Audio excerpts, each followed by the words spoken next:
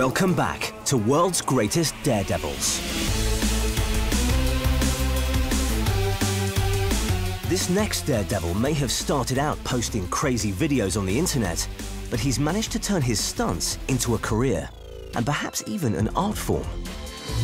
My name is Damien Walters, and I'm known for doing lots of crazy things on YouTube, really. With over 40 million hits, this 29-year-old from Derby is an online phenomenon. For me, personally, I try and make it as creative as possible. I mean, that's the kind of thing I like to put in my videos, and that keeps me interested, really. I just try and make it a little bit more, you know, just entertaining for me to do, and then hopefully if I find it entertaining, then people might find it entertaining to watch. He's now a professional stuntman, with credits on films like Hellboy 2 and the new James Bond. When Hollywood superstar Will Smith saw him on the internet, he hired Damien to teach his son acrobatics. It's as dangerous as you want to make it. That's the thing, you know, it can be, you can jump from a wall to a wall. You know, that's fine enough, but as soon as you start going a bit higher on buildings, you're thinking, okay, well, I've got to jump from there to there. As far as danger goes, the only danger is more or less yourself, really. You know, if you think you can do it, and you're absolutely 100% that you know you can do it, then you should be able to do that. But obviously, there's always going to be danger in there, you know, accidents happen, don't they? You know, you could slip, you could fall. I mean, no matter how much you train, accidents will happen. Damien has even won the stunt equivalent of an Oscar. His stunts may look improvised, but as our next clip shows, it's all down to meticulous preparation. And even then, that's not always enough. So the double front over the car is one of the dangerous ones as well. I mean, you've got to basically judge the speed of the car, you know, the angle of the bonnet, and basically get all this stuff right before even doing the double front over the car. So then once you've got all that, then basically you've got to take off, and you've got to have that much rotation that you can get the two somersaults in, but again, you've got to have the length as well so that you don't land on the back of the car. Yeah, doing all that and then trying to spot where you are as you're landing and all that sort of stuff. So I did it twice. The first time I winded myself, so I landed on my back, and then the second time I actually managed to make it around as I landed, both knees turned inwards, and then popped one of my knees on the left-hand side. Didn't want to do it again after that, funnily enough. It's the feeling that you get, you know, whether it's gymnastics or free running, or that uncertainty of, you know, can you do it, can't you do it? And then when you've achieved that, it feels so much better that you've actually achieved the goal that you've set out to do. That's one of the best feelings you can get, I think.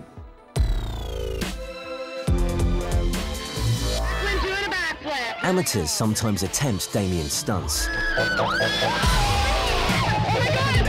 But it's not as easy as it looks. We've gathered some of the best camera phone craziness from across the globe.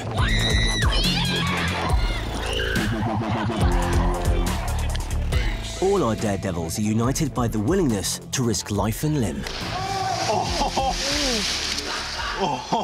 So the typical Daredevil is likely to be more extrovert,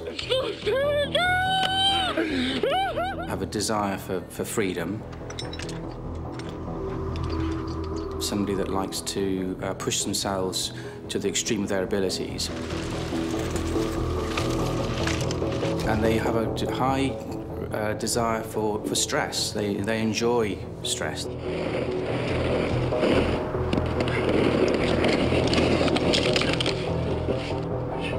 It's a philosophy of life, really. Next, we're off to the French Alps. The cameras are running, and the only way is down. It may look like an unplanned natural disaster, but the next clip in our countdown features a man who knows exactly what he's doing. 28-year-old Matthias Giraud, or Super Frenchie to friends and fans, has been on skis since before he could walk. And in recent years, he's combined his twin loves of skiing and base jumping in the even more extreme sport of ski basing.